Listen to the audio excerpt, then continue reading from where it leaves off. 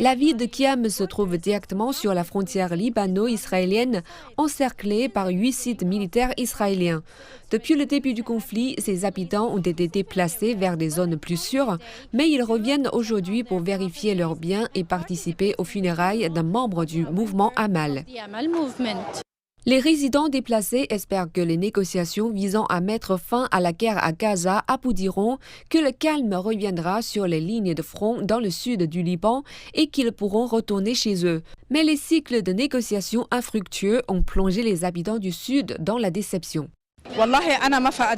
Je n'ai pas perdu ma maison et je suis venu dire au revoir à quelqu'un qui m'est cher.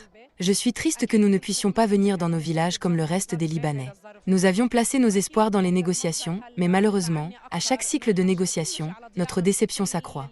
Certains habitants de cette ville ont choisi de rester dans les villages voisins, malgré la proximité de la ligne de front qui subit quotidiennement des attaques israéliennes. Les zones autour de nous subissent des raids et des bombardements, et ceux qui restent sont peu nombreux. Il n'y a plus de vie normale, mais nous resterons inébranlables face à tout agresseur sur notre terre. Nous pouvons nous approvisionner auprès des villages chrétiens et druzes environnants, qui coopèrent avec nous et nous soutiennent.